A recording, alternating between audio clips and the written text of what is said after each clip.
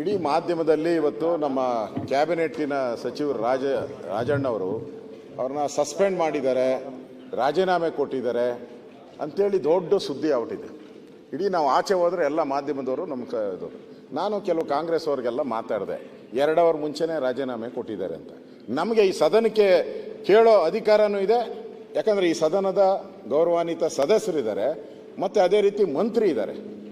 ಅವ್ರ ಮೇಲೆ ಎಷ್ಟು ದುಡ್ಡು ಹೊಡೆದಿದ್ದಾರೆ ಅಂತ ಏನಾನ ಕರಪ್ಷನ್ ಚಾರ್ಜ್ ಇದೆಯಾ?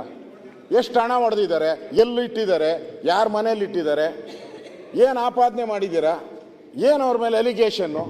ಅವರು ಸತ್ಯ ಹೇಳಿದ್ದಾರೆ ಅಂತ ನಮ್ಮ ಸರ್ಕಾರ ಇತ್ತು, ನಮ್ಮ ಸರ್ಕಾರದಲ್ಲೇ ವೋಟಿಂಗು ನಡೆದಿದೆ ಈಗ ಅಂತೇಳಿ ಮಾಡಿದಾರಾ ಅಥವಾ ಅವ್ರ ಮೇಲೆ ಕರಪ್ಷನ್ ಚಾರ್ಜ್ ಇದೆಯಾ? ಏನು ಚಾರ್ಜ್ ಇದೆ? ಈ ಸದನದ ಗೌರವಾನ್ವಿತ ಮಂತ್ರಿಗಳವರು ಅವರು ಇಲ್ಲೇ ಕೂತಿದ್ದಾರೆ. ಇವಾಗ ಅವ್ರ ಮೇಲೆ ಏನು ಆಪಾದನೆ ಇದೆ ಅಂತ ಆದ್ರೂ ನನಗನ್ಸ್ತೈತೆ ಇಲ್ಲೆಲ್ಲ ಆರಾಮಾಗಿ ಕೂತಿರ್ತಾರೆ. ಅಧಿಕಾರ ಬಂದಾಗ ಎಲ್ಲರೂ ನಾನು ಮುಂದು ಅಂತಿದ್ದಾರೆ. ಎವ್ರಿ ಡೇ ಸಿದ್ದರಾಮಯ್ಯನ ಪರವಾಗಿದ್ದವರು ಅವರೊಬ್ಬರೇ.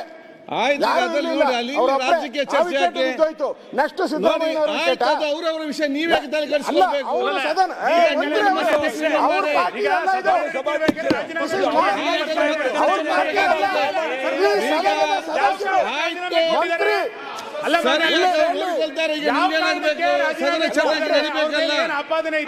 ಚರ್ಚೆ ಮಾಡಿ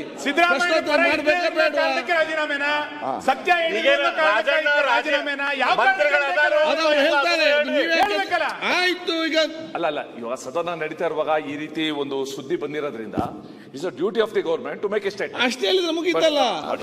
ಅಲ್ಲ ಇಲ್ಲ ರಾಜಣ್ಣ ಅವರು ಮಂತ್ರಿಗಳಾಗಿ ಬಂದಿದ್ದಾರೆ, ಅದನ್ನೊಂದು ಸ್ವಲ್ಪ ಆಯ್ತು. ಈಗ ನೋಡಿ ಸರ್ಕಾರ